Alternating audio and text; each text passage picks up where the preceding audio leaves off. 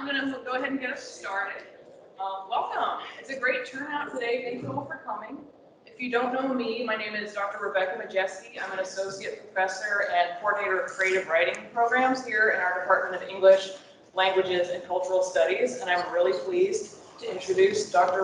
Lisa Saloy. So I'm going to say some words, thank some people, do all that important housekeeping things, and then we'll get to the more interesting person. So first off, thank you all for joining us. I want to thank Dr. Shane Rasmussen, Director of the Louisiana Folk Life Center. I want to thank Dr. Michael Snowden, our VP for Inclusion and Diversity. Kermit Poling at Red River Radio, who hosted a spotlight for us a little bit ago. Dr. Thomas Reynolds, Department Head for English Languages and Cultural Studies, also the NSU Foundation. David Steele and everyone at Varnado Hall for allowing us to use this space and allowing Dr. Saloy to stay in their air room, their artist in residence room. And thank you to all of you joining us here in person and over Teams. So this program is sponsored by the Louisiana Endowment for the Humanities, NSU's Department of English Languages and Cultural Studies, Louisiana Folk Life Center, and the Office of Inclusion and Diversity. I just want to say I'll share a little bit about Mona Lisa and her work, but please stay with us after the reading for a chance to have some conversation and some Q&A. So a little bit about our reader this evening, who I've had the pleasure of spending most of the day with. We've had a good time. A native New Orleanian, as well as a poet and folklorist, Dr. Mona Lisa Saloy is the Conrad N. Hilton Endowed Professor of English at Dillard University in New Orleans. Her first collection of poetry, Red Beans and Rice Be Yours, Poems, from Truman State University Press, won the 2005 T.S. Eliot Prize for Poetry, as well as the Penn Oakland Josephine Miles 16th Annual National Literary Award in 2006. Lots of happy verbiage. Her second published collection, Second Line Home, New Orleans Poems, was published by Truman State University Press in 2014. Governor John Bel Edwards named Saloy Poet Laureate of Louisiana in 2021. Dr. Mona Lisa Saloy beautifully captures the culture and essence of Louisiana in her mesmerizing poetry, said Edwards in the press release announcing her appointment. She understands the importance of using art to preserve our stories and pass them down for generations. As Louisiana's Poet Laureate, she will continue to promote the art of poetry and inspire more people to pick up their pen and capture the world around them through verse. Tony Bolden says this about Saloy and her work. In Second Line Home, poet Mona Lisa Saloy captures the spirit and cadence of New Orleans. The book is at once a haunting poetic narrative of the horror of Hurricane Katrina and an uplifting, healing song of personal and collective resilience. Saloy tells of muck, stink, doors swollen with water, despair, and bottled up hurt, while finding hope, sustenance, and solace and familial love, spirituality, and the Creole cultural traditions that nurtured her. Saloy's artistry is particularly evident in her use of metaphors. Broke his heart in half like a walnut split down the middle. And she seasons her aesthetic with Creole vernacularisms such as hucklebucks and melatonin. And naturally, there is the inevitable remix of pulsating music for which the city is famous, Johnny Adams, Fats Domino, and Alan Toussaint. This is a collection of poems that must be read. And there's this from Nikki Finney. Mona Lisa Saloy is a poet whose words give us shelter. A poet who has feeding us always on her mind. Keep your starched white dinner napkins for another kind of meal and for guests that eat in a hurry.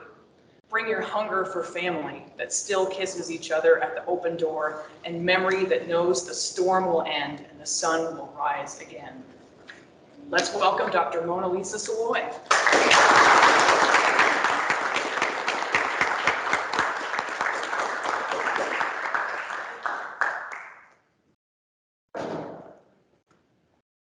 Thank you, Rebecca, for this wonderful and generous introduction. Welcome, everyone. Thank you, Shane. Thank you, everybody in English.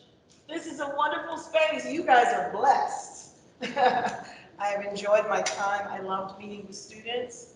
When I look out at you, I see myself at your age. I was just like you at the university, only some of you are so ambitious. You know what you want to do. I didn't have a clue. But life is a journey. So enjoy every step. And certainly thank you, LEH, for the honor, and Governor Bill Edwards for selecting me. And I have to acknowledge our former poet laureate, Julie. One of my favorite Louisiana writers. Thank you for being here. Such a treat to see you. So the power of poetry during these challenging times. So I'm going to give you kind of an introduction to me before I actually begin to read. Some of you have heard this because I met with some of the writers, but a lot of you have not. So I am your Louisiana Poet Laureate, thank you God. But that means I'm not here just to share my work, my story, but to encourage you to tell yours. Why? Because we have such a unique state, full of exciting cultures with wonderful traditions, from Mardi Gras to Satsuma festivals, to music fests, to food fests, to second lines in the street. We know how to live jusqu'au bon temps roulé. We let the good times roll. Further, for my tenure as Louisiana Poet Laureate, I seek to raise the consciousness to a greater appreciation of the reading and writing of poetry. How? My theme is Louisiana cultures loving words. Louisiana cultures loving words. So please let me encourage you, all of you, to tell your unique Louisiana stories in verse or however you do it, to honor ancestors and to look with hope into tomorrow. Now, to these young future artists, intellectuals, leaders, peacemakers of today and tomorrow, a few quotes to live by from the famous philosopher and TV host, Steve Harvey. He says, your career is what you pay for, but your calling is what you're made for. So it is my hope, wish, and prayer that you find your calling. Because when you do that, it's not work anymore.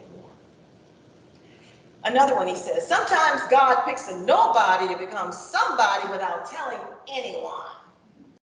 And that is the story of my life. And then he says, if you pray about it, don't worry about it. If you're going to worry about it, don't pray about it. That's easier said than done. And then I love this final one. He's got many, but he says, God closes doors no human can open. God opens doors no human can close. I just love those. They're powerful and resonant and inspiring. So my personal venture into poetry, the history of which is twofold. On one hand, Black music, Negro spirituals, rhythm and blues, jazz lyrics on one hand, but especially the storytelling of my papa on the other, my maternal grandfather, because formal study came much later. Papa, my maternal grandfather, was born enslaved in Alabama and lived to at least 110. He was a Baptist minister at Mount Zion Baptist Church on North Robertson Street before Hurricane Katrina. After the flooding, it didn't return. He couldn't read and write. He signed his name with an X long before Brother Malcolm, but knew the Bible by heart. And people used to come and just listen to him on the front porch of the gallery, as we say in New Orleans. He did the dozens, he knew everybody, he watched history unfold. And people would come and ask him things because he lived such a long time. I thought Papa was just a good liar because he was such a great storyteller. But it was when I went to college to learn that a lot of the stories he passed on to us were indeed from the oral tradition. They were passed on by word of mouth, face to face, generation to generation, which is indeed the definition of folklore. My mom, his oldest, often took us to Papa's church to help after services on Sunday. This is after we attended the Catholic church, my mom having become a Catholic to marry my dad. She sewed for a living, tropical seersucker suits at Haskell Brothers in the 7th Ward, where most of the women worked, my aunt's neighbors who sewed. And she passed that on to us. Matter of fact, I sewed my way through most of my degrees. If she was living, my mom would be over 110 now, and was the most educated of my parents, she having graduated from the 8th grade, a role she lorded over my dad jokingly and often. She's the one who wanted me to get an education. Then when I found the folklore through writers like Zora Neale Hurston, I realized that's just who we are, Black people in this world. We're keeping our African selves intact, from the foodways to the masking to our wordsmithing. We have so much beautiful culture. And of course, more of our ancestors were sold from New Orleans, the largest city of African slaves. And the number 2 city was Natchez, Louisiana, than any other cities in the nation. So we kept our Africanness from Congo Square, where we were allowed to publicly meet on Sundays after worship. Again, the only place in the nation that occurred. So we weren't just there masking and dancing and parading, although we did a whole lot of that, drumming, but we kept our Black selves intact. Also, I have a very musical family. I sing in the gospel choir at my church, St. Raymond, St. Leo the Great, and that too is much a part of us. I loved coming up with both Christian traditions. Certainly in New Orleans, we're the oldest Black Catholic community in the nation. And again, we were made to be Christian, which was sanctioned by the Catholic Church. We don't talk about that too often. So I had the formal Catholicism and the Southern African Baptist tradition in my family. I love going to the Baptist church because they feed you after service. Because my papa was the minister, we helped to clean up, and I got to eat all that good food. It was funny because we got to hear both services coming up, and especially when someone passed away or there was a wedding or something. Indeed, I had both storytelling traditions in my family. Plus, I had not only the influence of my papa, but my dad, who loved to read. He made me look up stuff anytime I didn't know it, so it's his fault I love to research. He gave me an early love for books and research, and I'm just thankful to have been born and raised here and have a connection to my ancestors that is so very direct. And I was an old people's child too. My parents were born right after the turn of the 20th century, and they thought they were long done when I came around. So I had the advantage of all the mistakes my elder siblings made, and the love of my parents, and a connection with my ancestors, who were very much a part of my life. At the time, though, I didn't know when I started writing what my upbringing was. There I was trying to become myself, and I have to back up a little bit. My sister made me go to college. My dad didn't want me to have a college education because for him as a girl, I would marry and have a family. Even though he loved reading and writing, was the writer in the family, he published a poem in World War II in the Army magazine. It was called The Sea, S-E-A. And he reminded me I wasn't the only writer in the family. More than that, he wrote letters for people who couldn't write, who were illiterate, who needed a eulogy composed for a funeral, or who needed a letter to get Social Security, who needed to contact family when someone passed away. People came to my dad, and he did that for everybody in the neighborhood, in addition to being a master carpenter. And he was always coup de main, all hands together. Nobody paid for anything, they just did it. So my dad quit school in the 3rd grade to care for his mom and sister after his father abandoned them. He literally worked for a living, first delivering newspapers with white boys. He passed for white. He could, and he did. Delivering for a tobacco company where he worked his way up, learning carpentry all the time. And I have to back up again, or go forward. When I was in graduate studies at LSU, I came home after those classes were ended because I needed to complete dissertation research. I would visit every chance I could get, but my dad's health went down and a lot of stuff happened. So I returned home to care for my dad, whose home was taken over by crackheads.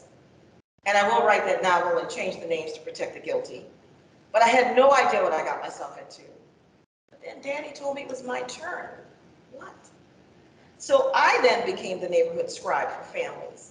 And I probably have an entire collection of such pieces. I literally was the caregiver for my father for the last decade and a half of his life, which was a great joy for me and a lot of responsibility.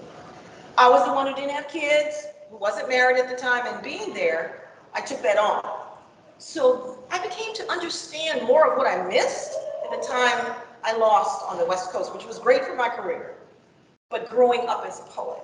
But the result is this. I learned who my dad was as a grown man. Stories that as a kid, I could not possibly understand. What a joy to know him as a grown woman. His voice then resonates throughout my work. Personally, living at the end of Jim Crow, Black authors were not taught in school.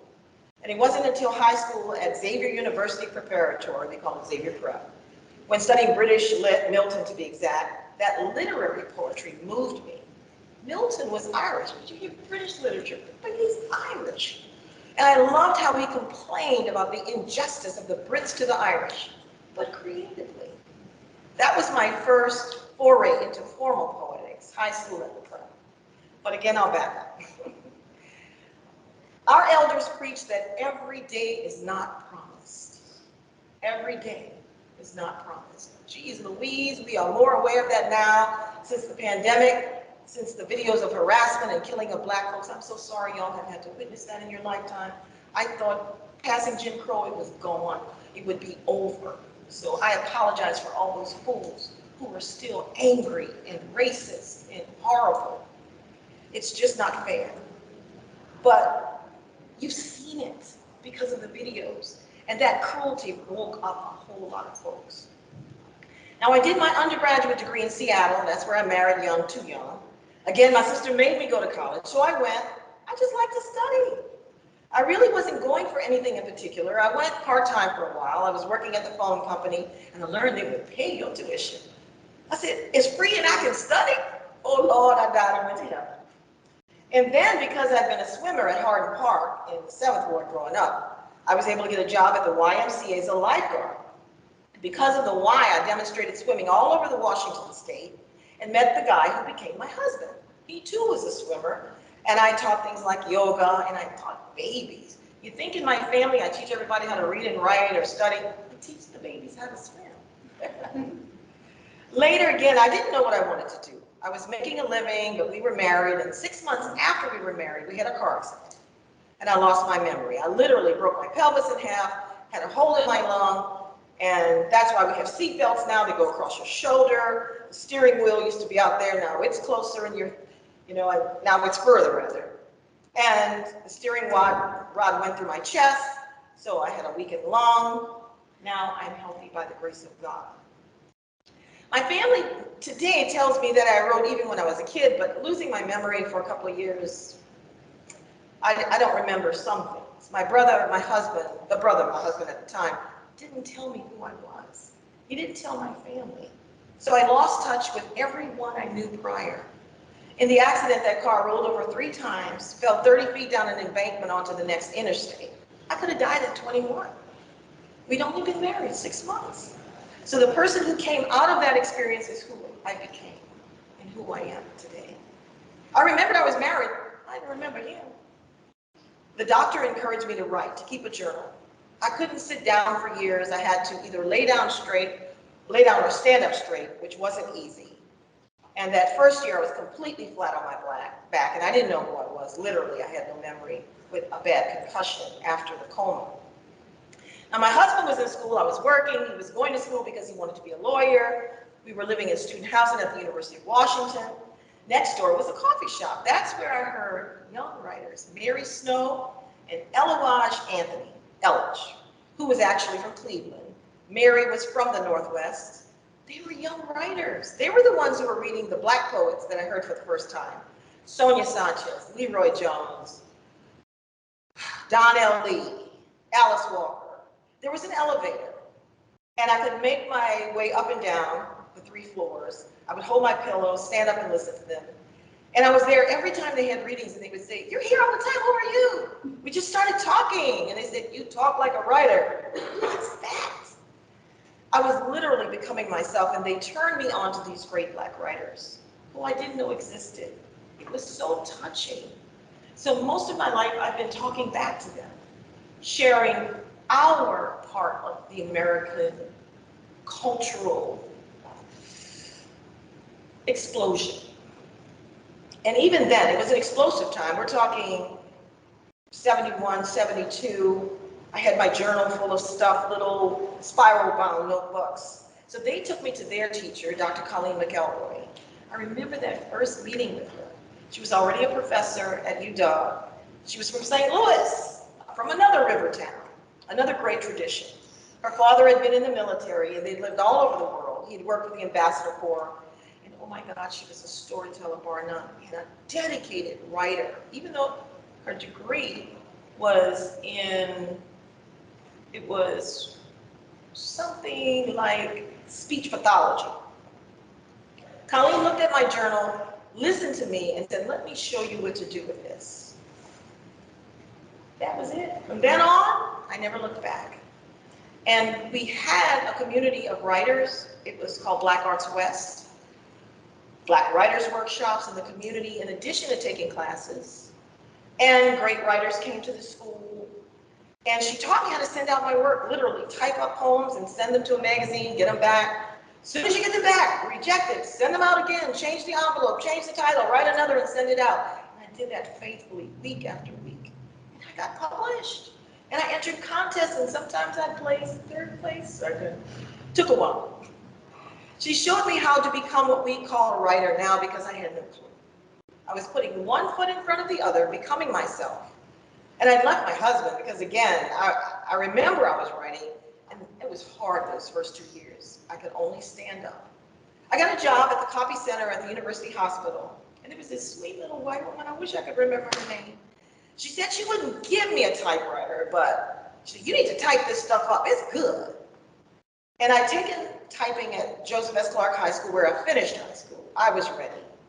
My dad, that was my dad's idea. He said a woman needed skills where she could stand up for something or have to lay down for anything. Choices, he said, a woman needed. Now the typewriter, I bought it for $10. It was small, royal, green, the size of a compact briefcase. I could carry it with me. Oh man, I was typing and writing everything. I joined the young writers at the workshops and the reading. We published a journal called Dark Waters. And we were just being beautifully Black and strong and trying out everything. And that's where my formal poetry life began, those early days. Now, part 2.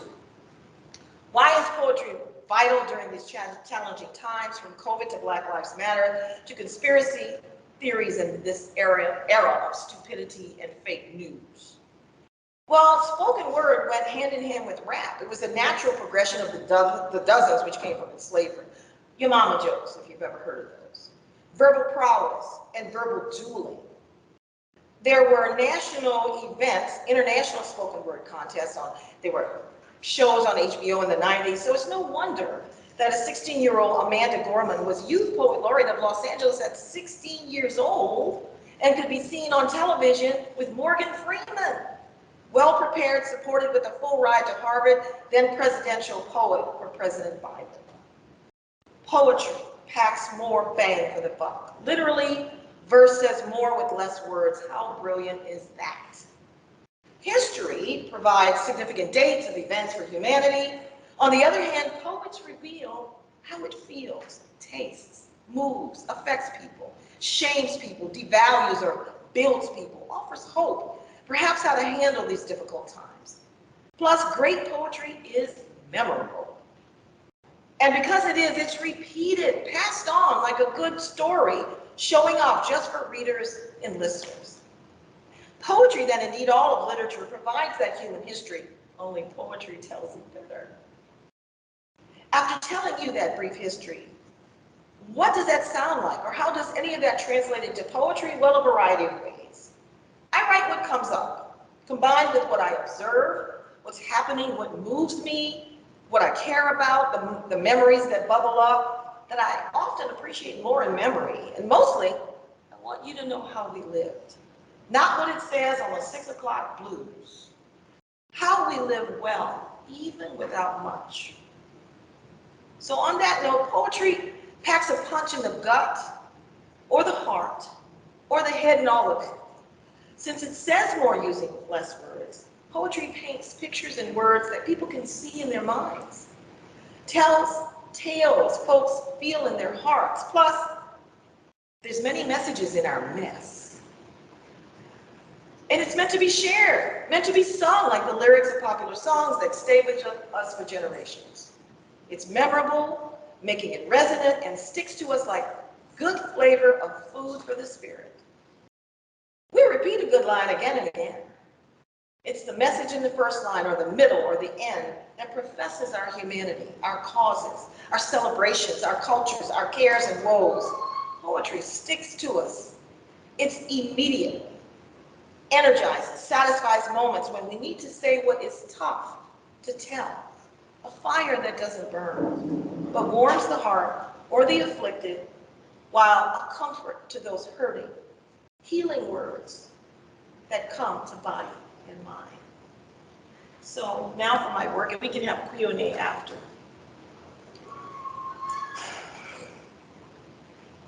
It is a fine heritage we Louisiana people have, a heritage of heart and spirit and love. If we are civilized enough to borrow a Western word, to appreciate the languages and cultures of other peoples and their particular struggles in human life, then surely we must know and cherish our own. You listen, I'll poet. This is probably the last time I'll read this poem this year because it's what we say in New Orleans during hurricane season. See you in the gumbo. Soon as humidity rears its head in mid-May, we smell the rainy season coming. Gotta get out the grill, stoke some coals, braise shrimp, soak red beans, steam that rice, enjoy galleries, yards, back porches. Party with the DJs spinning Johnny Adams. Tell it like it is. Dance like nobody's there. Dance like nobody's there. Spring spreads aphids on roses. Something about the morning mist. A kiss to every blade of grass and iris bud. Graduations grow like mushrooms in spring. By Memorial Day, backyard barbecues rise like the sun beaming everywhere. Folks don't make no never mind about June 1st hurricane hype from TV weather watchers. Just count flashlights, candles in jars, canned tuna, peanut butter, water, bottle jugs stacked in cases. Party with family crooners. Dance like nobody's there. Dance like nobody's there. Atlantic and Gulf waters stir for swirls. Daily news broadcasts brace for tropical storms, turning into hurricanes. Hurry now, stock up on supplies. Storm warnings rise like cream and cafe au lait. Folks don't make no never mind about hurricane season starts. We joke about Hurricane Betsy, whose waters flowed down streets like a parade with floating bodies of dogs, cats, people, shrimp, swollen, stinky. We party. Shake off the coat of fear with the DJ spinning Joe Jones. You talk too much, you worry me to death. You talk too much, you even worry my pet. You just talk. You talk too much. Dance like nobody's there. Dance like nobody's there. Gas up the car, pack emergency lights, shout, see you in the gumbo. See you in the gumbo. Dance like nobody's there. See you in the gumbo. Now these next two are about the blocks and how our blocks are different from the rest of the nation. This is back on the block. Where shotguns sag in the middle, like a yawn sometimes. A porch tips or sinks to the ground, like it swallowed more than rainwater. Walk in the front door, see out the back door. The banquet dips to nothing mid-block, where sun-bleached white oyster shells line the street. This is semi-tropics, where green lizards squeeze through door jams. Combat roaches march armies over dishes, pillows, and you after dark. Spiders leave bump tracks over your face at sunup. Fleas kiss and suck you sick. Grapevines strangle windows and roof gutters. Fire ants invade kitchen walls, sandals, and lingerie. Louisiana is alive. The bees scream till dusk. Then crickets cry till dawn and battle frogs for freedom. Only the swamp swallows and coughs air, sneezes its mist into moonlight. Where courtyards are the romantic meeting place for doves and lovers.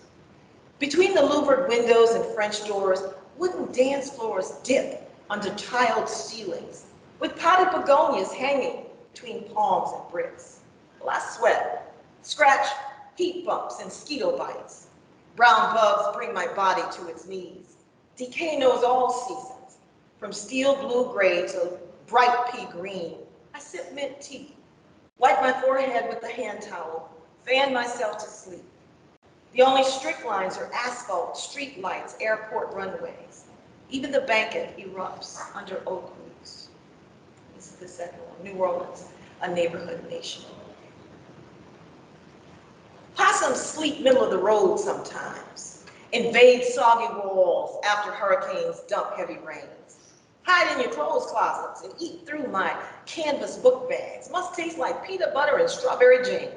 The pages of wisdom spread like confetti on the floor. 10,000 spiders live in my neighborhood. What grows wild sticks like thorns. What crawls will bite you red and blue. Roaches spread wings past dusk, invade door jams. We grow, eat, and love okra. There ain't no proper gravy without a little slime. Veggie slimes are us black folks on this planet. We know folks backwards and forwards translate to every little thing, nothing forgotten. Y'all is singular, plural, and a sweet sound in our ears. Festivals are up, shrimp, satsumas, tomato, rice, crawfish, blues, and jazz. Now we throw hissy fits in a heartbeat. Fine cayenne sunk on y'all, celery, parsley, and thyme on yard birds, baked, fried, stewed, even on the other white meat, anything that swims in a bayou, lake, or river. Catfish, grouper, redfish, crab, sheephead, cowan. Out of bread, whip up garlic, or fritters, deep fried with ripe bananas, or a packet of plantains in season, just honey to taste.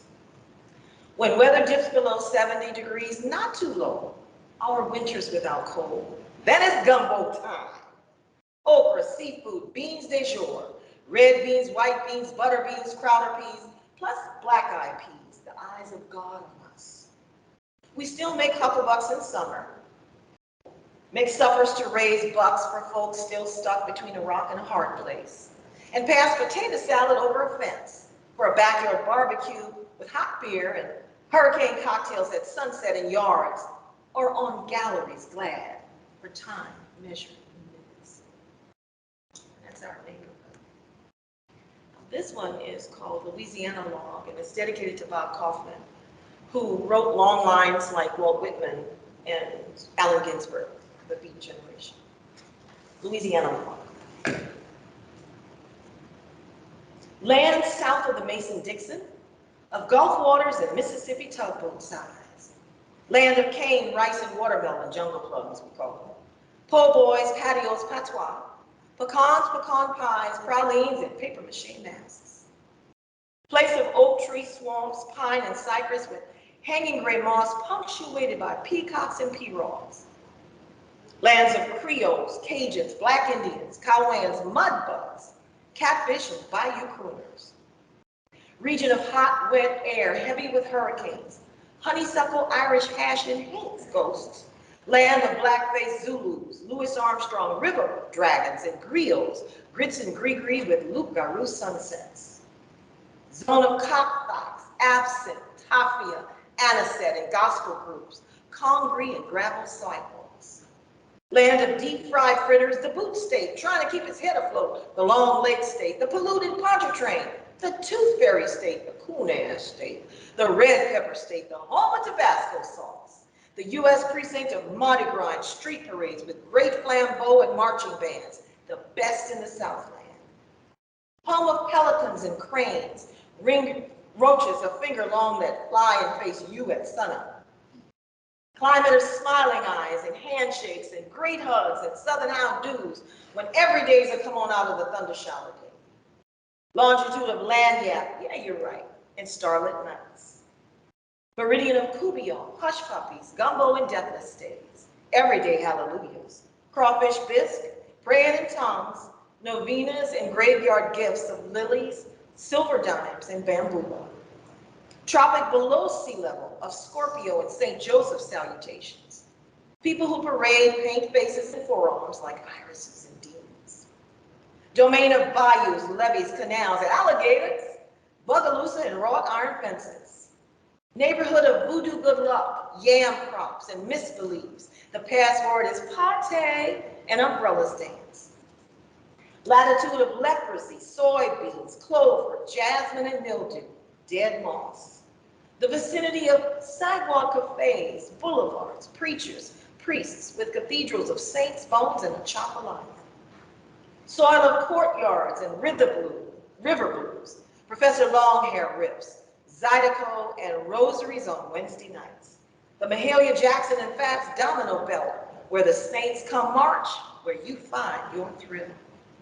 Terrain of cotton and fireflies, bumblebees and cats, tiger stripe to Siamese and alleyways and garbage heaps of oyster shells and shrimp leavings. There's more cats per square inch here than most states.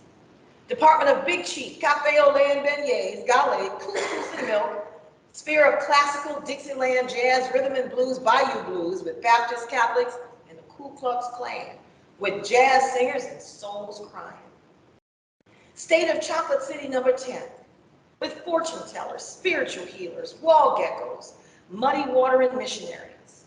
District of Sweat, Shade, the Second Line, Mississippi Moonlit Nights, Saturday night suppers in the backyard, the sanctioned speakeasies.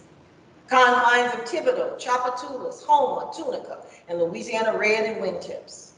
Native land of jive and jambalaya, the Crescent City, the city care for God and remember for true. That's my Louisiana log.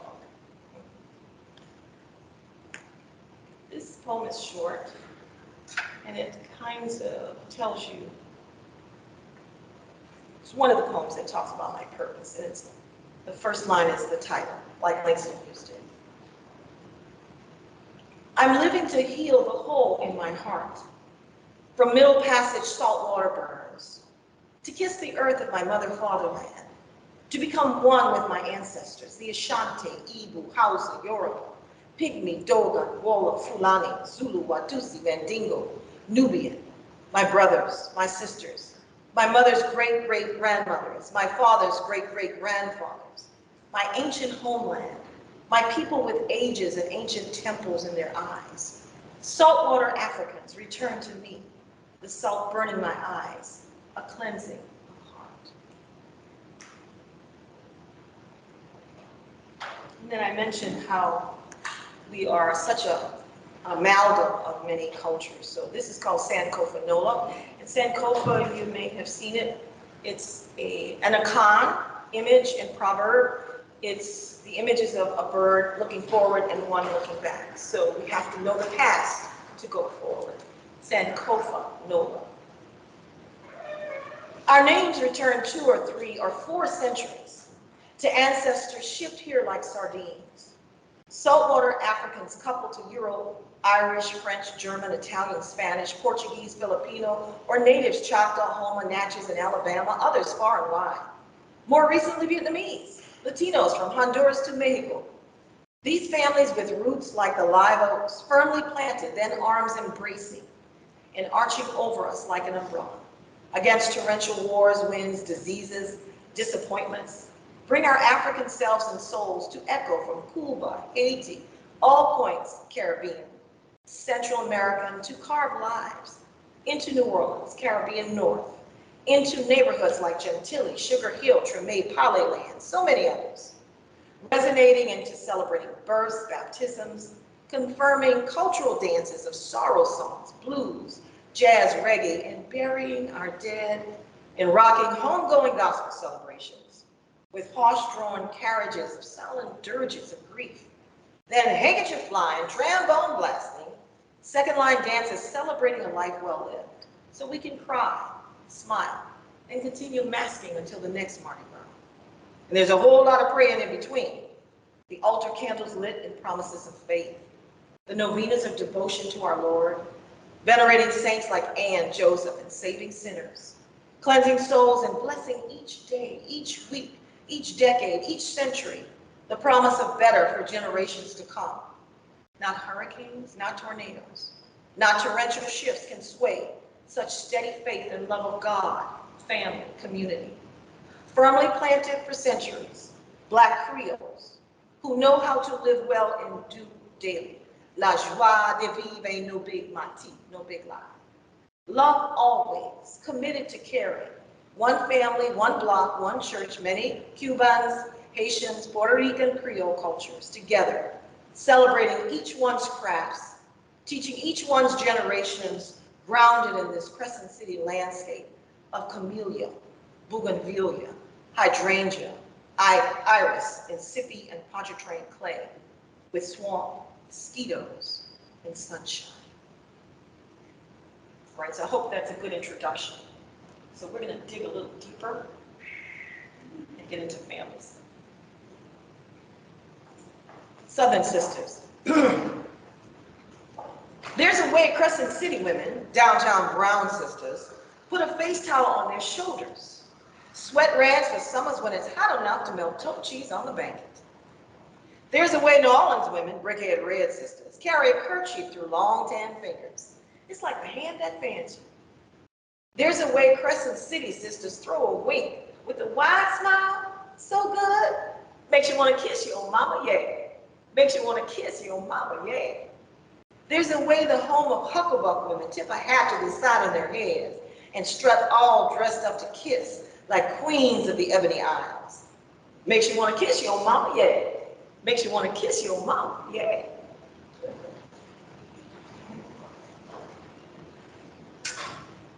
And this is a love poem to my parents. And the title is the first line of the poem. My mother's the daughter of a slave, an early generation of free city black women. New Orleans, 1907, when jazz honked and talked dives in the Vucari in Uptown. She was jet black and she was happy. Never knew she was cute till a high yellow nigga named Louis came around. Called mother pretty black, almond eyes, street light bright. I never knew her grown. She said, live good, baby. She passed in 1966, knew everybody for blocks, and they came every night for 2 weeks to pay last respects. They stood single file for 2 blocks on the banquet. From sundown to starlight, they came, they said, because they remembered. Said she always had a wink, a smile, and time to listen, or make big fun, or help, or be. Always said, live good every day. It's all we got. And they came, they said, because they remembered. Mother was jet black and she was happy. Never knew she was cute till a high yellow nigga named Louis came around. Called mother pretty black, almond eyes, street light bright. I never knew her grown. She always said, live good, baby. It's all we got. These next few are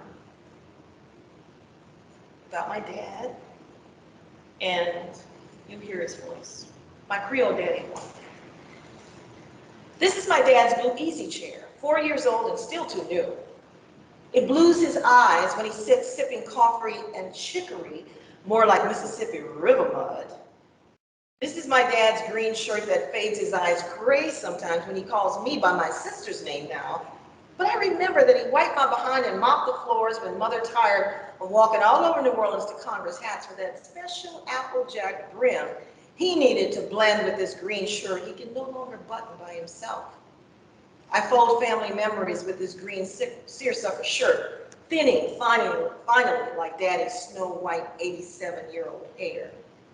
He walked the beaches of Marseille, flew over Northern Africa, and whipped up Coubillon for GI buddies like Mr. Newstetter and Mr. Jackson whenever they landed. Newstetter called my daddy nutshot. He said since he was a short dude and would end fights quickly with a swift, you know where, it never failed. And what was my mother's name again? Mr. Jackson brought my daddy cigarettes Fridays when he visits his brother Tommy, who sits near my daddy's good ear in the day room. Jackson brings me Menthols all the damn time. Must have saved his life or something, you get me? Ain't seen him in 50 years or more, in my company. There's no place like New Orleans, no way, yeah. Cotwans used to crawl out the swamp into my black iron pot. His blue eyes fade under lids drunk with sleep. He draws a long swig of near beer. Oh, those taste just like a bud, Daddy affirms. It satisfies his need for a cold one now. You look just like your mother, girl, but you're just too young. Any more bread pudding? Daddy's philosophy, too. Daddy loves coffee with chicory in his cream and sugar every morning just after 5:30. Says he eats to keep from getting hungry. At 86, he forgets when and what he eats, especially Haagen-Dazs on a stick, can inhale one after another with a smile like sunshine while peeling away the plastic wrap. He sees me watching. Says that's what it means. What? I ask. That why the beef, he says. The joy of life? Sure. The New Orleans motto, he says. The reasons for heavenly hips, drumstick thighs, and huggable bellies.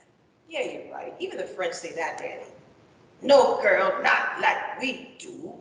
We work like we don't need the money. We love like we never been hurt. We dance like nobody's watching. And we eat like there's no tomorrow. Daddy Poem 3, New Orleans then. Mother says I was born at home on the four-poster I slept on till Hurricane Katrina drowned it. Says she dropped me into Daddy's hands on a Friday afternoon. Said I laughed and laughed again. Mother says she didn't even know I was coming till she fell down the back porch steps. A faint spell or a haint ghost visit, she thought. And Daddy thinking their baby-making days long since gone. They were chewing on short grass in those days, Daddy says. So Mother sewed future dreams into our dresses and Haskell Brothers' tropical seersucker suits. Those days, Daddy's aimed to stop working for the cigar factory, to stop passing for white just to keep a job. He wrapped and shipped the finest tobacco rolls. He said to feed us. Said at the cigar factory, he had to listen to all sorts of hateful slurs. His stomach churning all day long, the puke taste rising to his tongue on the streetcar ride home. Some days he walked off his anger, saved the bus fare for us, for soft drinks at dinner, the five of us, on red beans and rice Mondays with Dixiana French bread, Tuesdays with cornbread, Wednesdays with galette, pan-fried shortening bread, and Barks cream soda or root beer. The sweetest days we knew. Daddy Poem 4. My daddy was a man.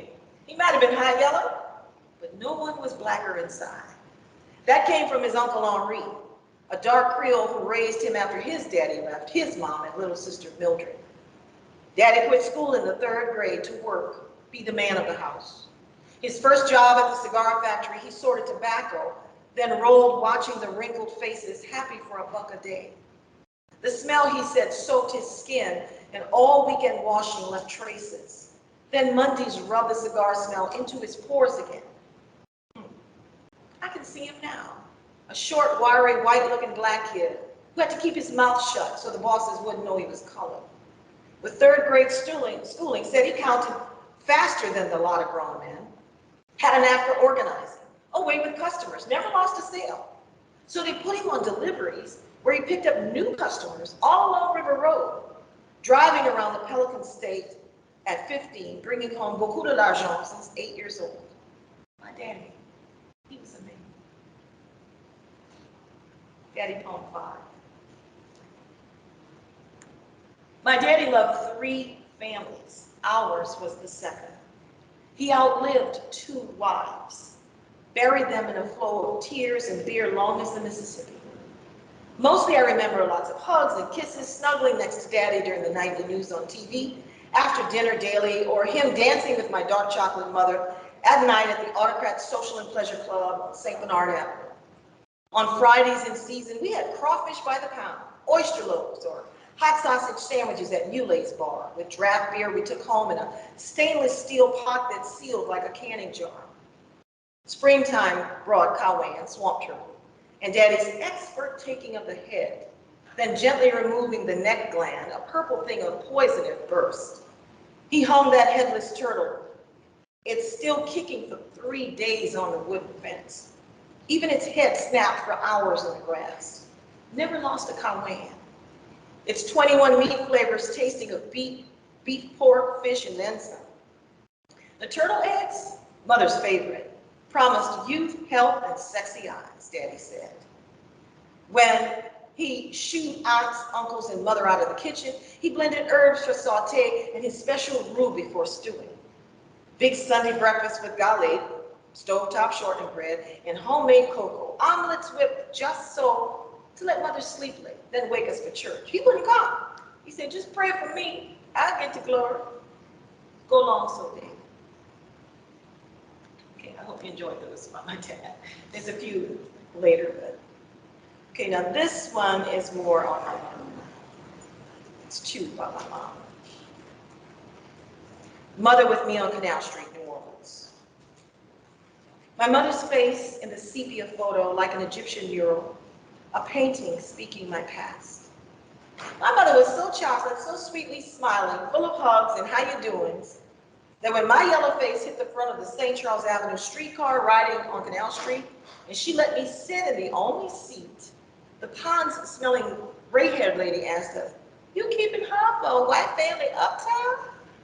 Well, my mother's face broke into a belly laugh, and so did mine. And she told that lady, "Oh no, we live downtown, we like it just fine."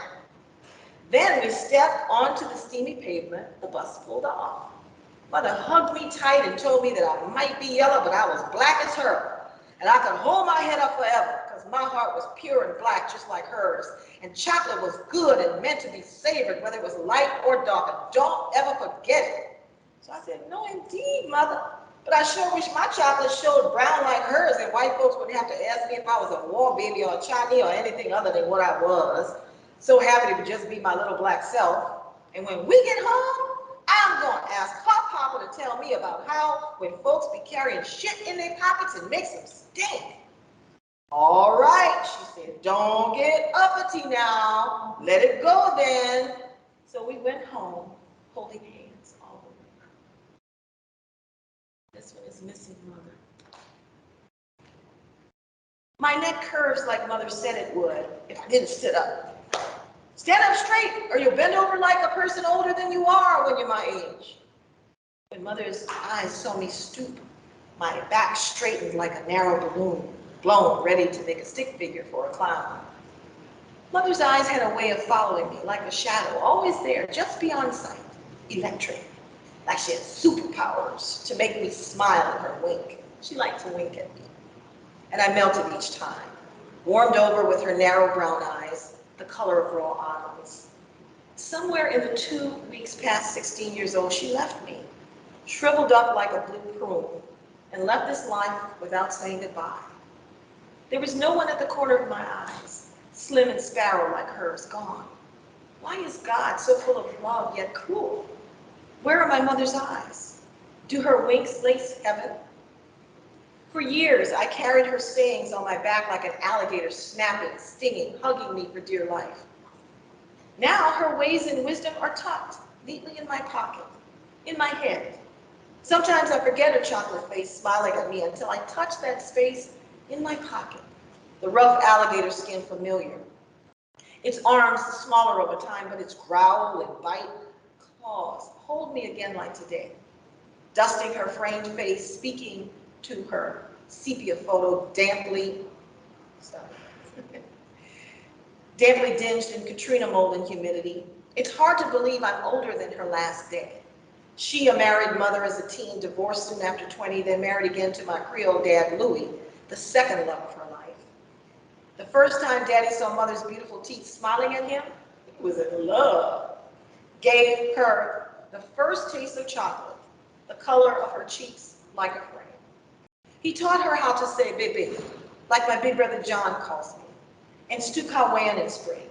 Years later at the dentist, Daddy cried at Mother's first painful cavity, her white teeth flashing neon against beautiful ebony skin.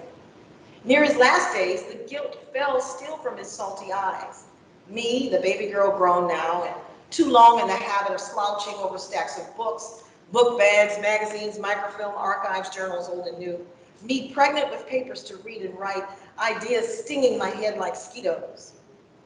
So today, from now on, I'm sitting and standing erect, thankful for the dream of days and Mother's wisdom packed in my pocket.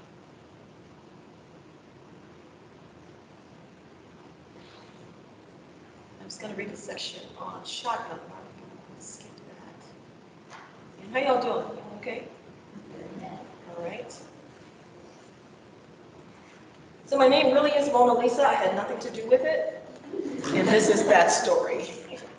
There were at least 4 Mona Lisas in my grade school. There were 6 of us in my high school. And I went to 2 different high schools. So there were 4 in one and some in the other. And all along the way, I've met others. And interestingly, when I was poet in residence at the African American Historical and Cultural Society in San Francisco, in the Fillmore, Nat King Cole's son came because we had a writer's workshop and famous writers would come in. And he heard me reading this poem. He couldn't believe that they were Black Mona Lisas. He just, from the song. And if you don't know, Nat King Cole was primarily a jazz pianist. And he and his quartet were invited to a national broadcast. And they would be the first black quartet to perform on national radio at the end of the 40s. And the crooner didn't show up. And so they say, Nat, you got to sing a song. He said, I'm not a singer, I'm a jazz pianist. Well, the rest is history. And then, of course, he was on TV for a decade and a half. So all these Mona Lisas were all within a decade and a half of age. But this is my story. Nat King Cole babies and black Mona Lisas. Everybody asks, really? Is Mona Lisa your name? Hey, Da Vinci's daughter, huh? Or they call another name of note. I'm Muhammad Ali. Or you call a friend, leave your name, and they say, it's some bitch calling you. Or they do a double take, say what? See, we are late World War II boom babies, cuddled, loved, conceived, on backs of pickups, back porches, and starlit rooms to Nat King Cole. The last sister I met named Mona Lisa came from Chicago in beaded braids. She was a waitress at the Oakland Athletic Club. It was Kwanzaa. She said, hey girl, like she knew me. Said, yeah, it was a radio hit. Nat King Cole sang it on his own TV show in the 1950s. Everybody sang Mona Lisa. Mona Lisa, Mona Lisa, men have named you. You're so like the lady with a mystic smile. Is it only because you're lonely they have named you? Or is it that Mona Lisa strangeness in your smile?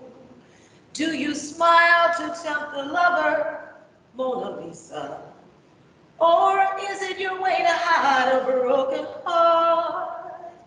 Many dreams have been brought to your doorstep. They just lie there and they die there. Are you really Mona Lisa? Or just a cold and lonely, lovely work of art? Mona Lisa Wilson and I went to Xavier Prep a year. Mona Lisa Carr was a year older at Joseph S. Clark, then a trade high school. Real cute, a fine cheerleader. I never knew her, but I hated her to myself. Was ashamed by myself too. But Daddy bears most claim to calling me. Mother said I was his baby girl, and he thought they weren't still able. Cousin Mildred says she told him to do it. Said the Mona Lisa was on loan from the Louvre, all in the news. But my dad says in World War II, the day he saw the Mona Lisa, he saw little French boys catching rats for food in the streets. And he brought them his GI rations. And he thought if he just had another baby girl. So my sister hated that for so long. And my brothers didn't pay no mind about names, except Junior. He would sing the Mona Lisa song to me, like Uncle Toot, Uncle Herbert at a piano, Uncle Clifford, and Mr. Charles. Well, the late 60s cursed European namesakes. But I reminded many. I was born black on a black block in the 7th Ward on the backside of New Orleans. And I always thought Mona Lisa was Nat King Cole's lover, like Sweet Lorraine. I recalled Iris, Janice, and Joan. Iris had green eyes, mustard tan skin. She was littler than me, and we always fought for something. Janice had blue eyes, blonde hair, solid blood. Her daddy, Mr. John, was handsome, dark tan, thick Latin brown hair, and she beat me up regularly. Now, Joan was jet black with short black hair, and I knew they called her a tack behind her back till I come around because I knew they called my mother that. But Joan thought I was too yellow and didn't know why I wanted to be with her. But she was the only one who could out-swim, out-dance, out-draw, out-make-believe anybody. Well, they all called me a nappy-headed yellow nigger between scratching and pulling hair. Mona Lisa got nappy hair, Mona Lisa got nappy hair. So by the time I stopped frying my hair, stopped slapping lye on it or trying tint, Sun Ra told me I looked like the Oni or a Zulu queen and told me my hair is sculpture to crown my nappiness. And I'll always remember Nat King Cole singing to me, loving me like my uncles. All right, and this one is from the second book, Creole Daddy Ways. My Creole Daddy's first wife was Caramel Q, 5 feet petite, and had wavy hair like white folks, a cradle Catholic, church going regularly like waking up to sunshine. She was his sweetheart, warming the home front when his long river road trips kept him away nights, delivering newly rolled tobacco packed like sardines in wooden boxes. Then something about one homecoming, she asleep in the sheets she pressed so perfectly, Daddy said she broke his heart in half like a walnut split down the middle. My Creole daddy's second wife was my mother. Deep, dark chocolate, tall like me, 5'8", heavy boned, a black beauty, he often said. She, a PK, preacher's kid, the eldest, the rock of her family. Born and raised Baptist, Mount Zion style. Had no idea why my Creole daddy saw beauty in her face. She could sew, grow roses like her Chapatula's mom, heal most cuts and ailments with herbs from the yard.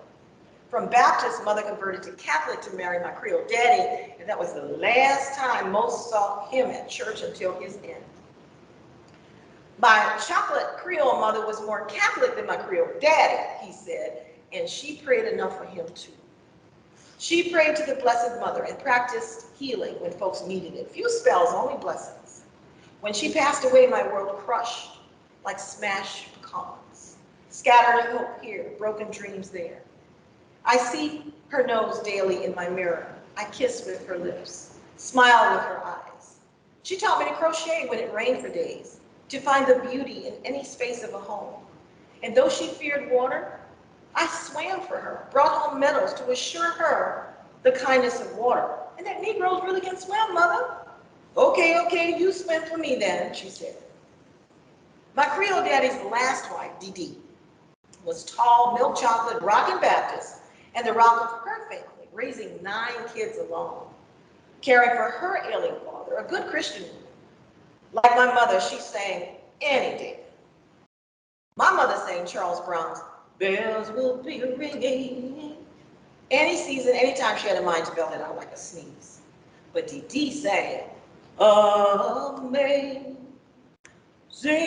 Grace, how sweet the sound. All hours of the day, staggering or sober.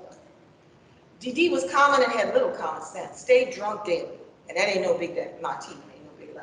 Told me I was smart because I earned my way. So I said my Creole daddy insisted that I stand up for myself. I have to lay down for anything or anyone. Skills, he said. A woman had to have skills her own. Just not too many, so she don't need a colored man. Dee Dee's last daughter, Carol Ann, about to graduate Joseph S. Clark High School like me, was killed going to senior prom by a hit and run on the new Claiborne Avenue interstate. Like me, she wanted college. Choices a woman can make for herself. Carol Ann died instantly, and that killed so much in Dee Dee, my Creole daddy's third wife. Some say she drank herself to death. Some say Dee Dee had bourbon with a Coke back for breakfast most days, and she did. Still, I know better. Grief. Grief got hold of her like the left side of bad luck and never let go. Finally, she has peace.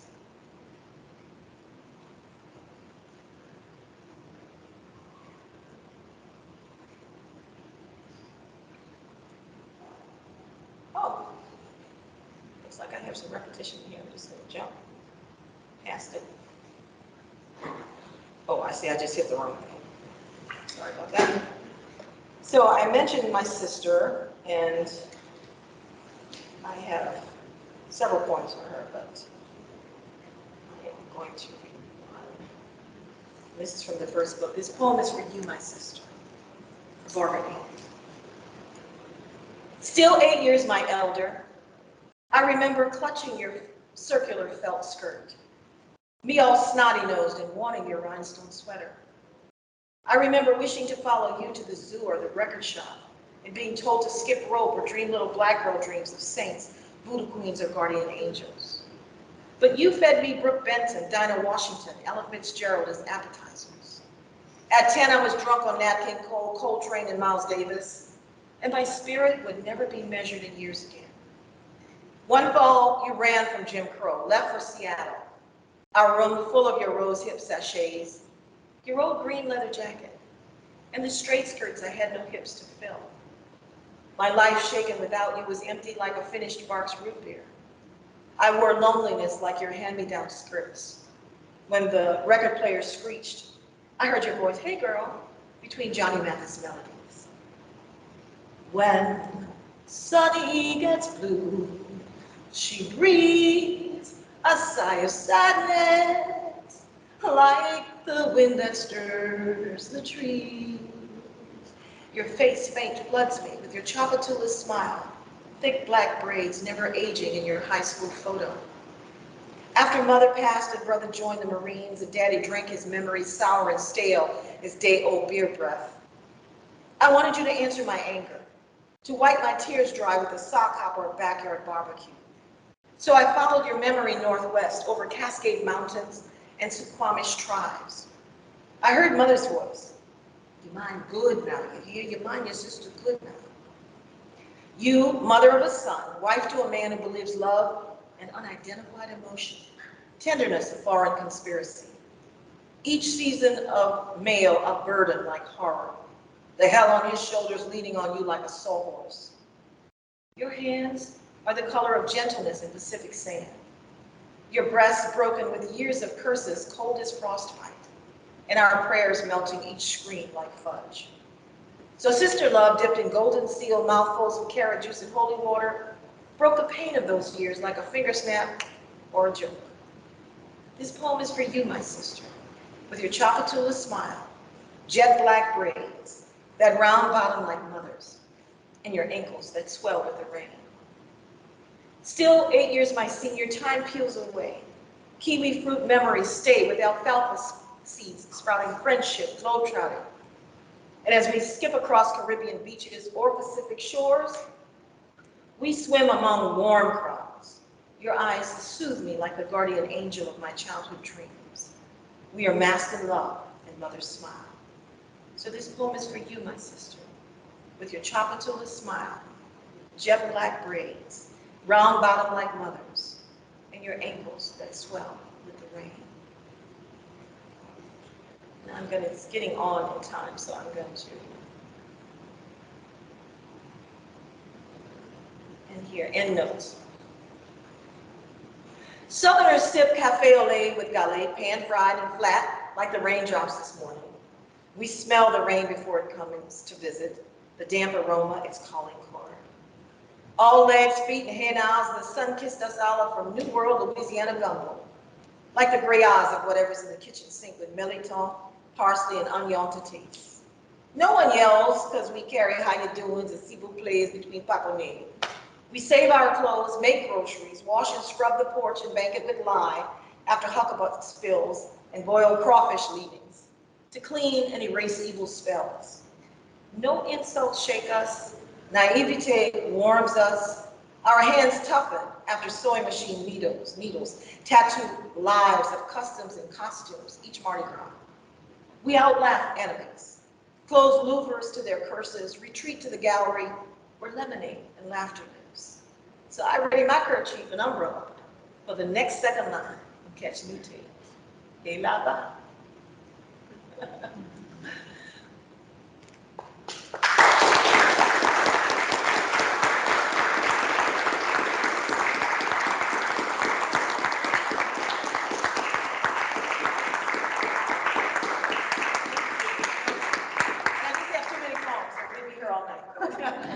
And I know it's a school night. Thank you so much. Thank you for sharing and being with us. Just quickly, in my opening remarks, I forgot to thank Kent Peacock and Marquita Small, who hosted Mona Lisa in our Creole Heritage Center on campus. So that was a great event. Oh, that was great. Yeah. It was so good. But a couple of questions from folks. Do people have questions they'd like to ask? Any questions? I could start with one, but I've had the benefit of being with her for most of the day. Do you have a question? Yeah. I remember this, you mentioned that your grandfather was grandmother's Catholic. My mother. Or your mother. My mother turned Catholic to marry my dad. Oh.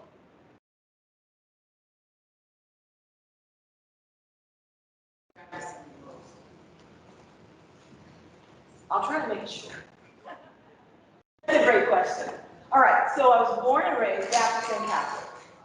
And my mother, because she was the eldest, the preacher's kid, she held her pop. And she was the rock of the family. So I loved having both traditions. But I lost my mother as a teenager. And my mother didn't just become Catholic.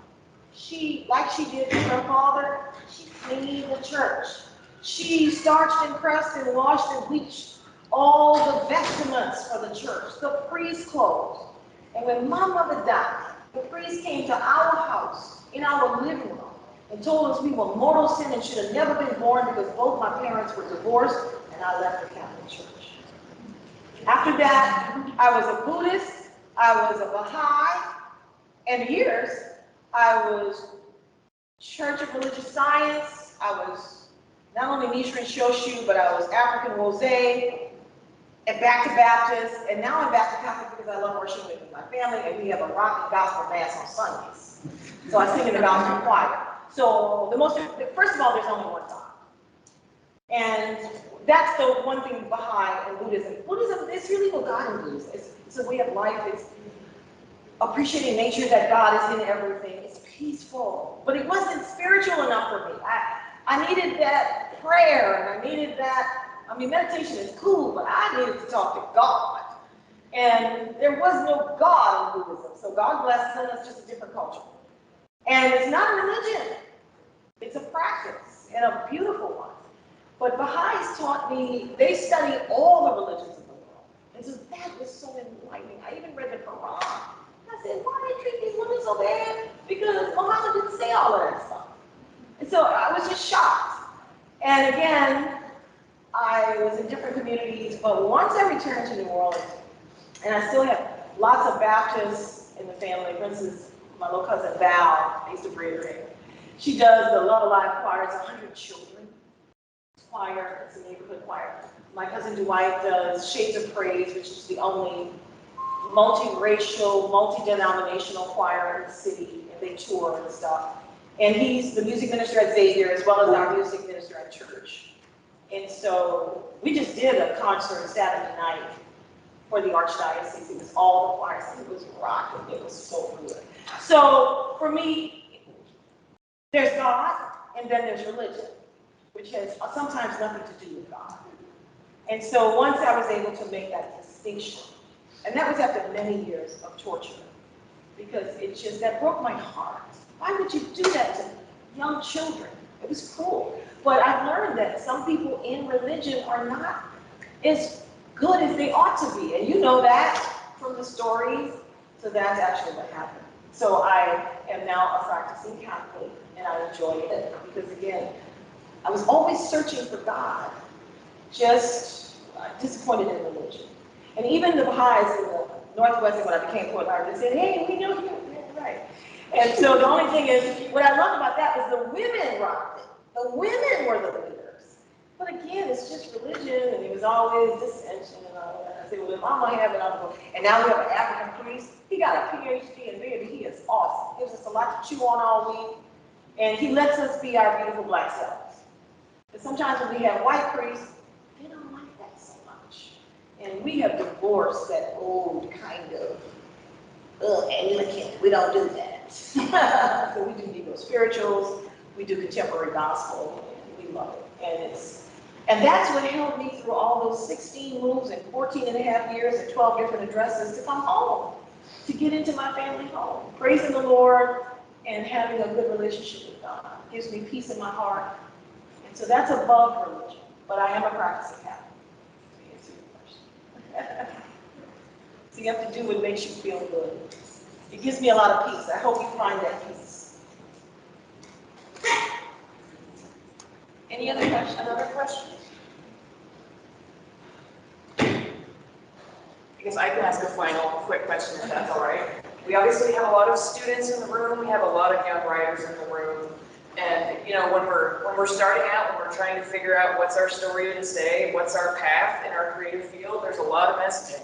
Writers do this, writers don't do this. Writers look like this, writers don't look like this. Do you have any advice for all writers, but especially young writers, on listening to yourself and figuring out which voices to listen to and which voices to push away that are in your way?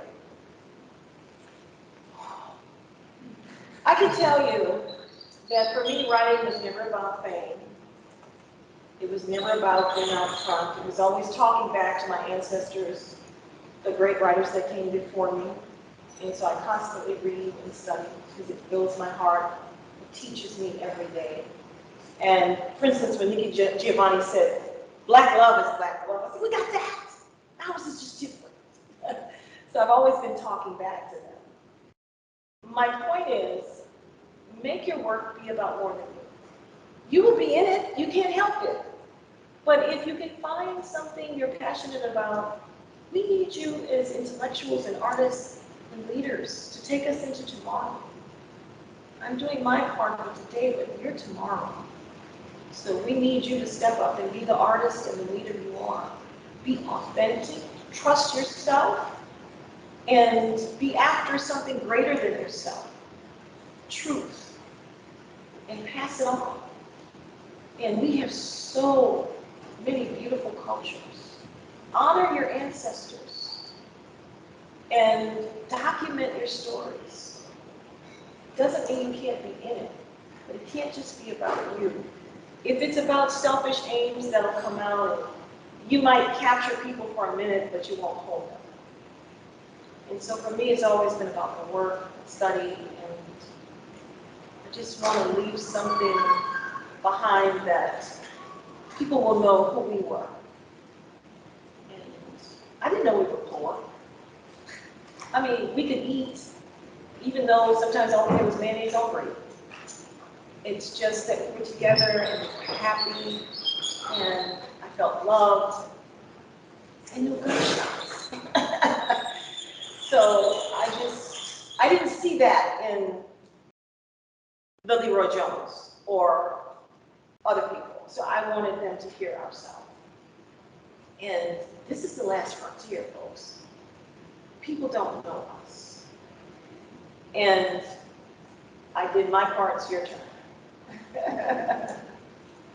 So speak for your generation. Thank you again.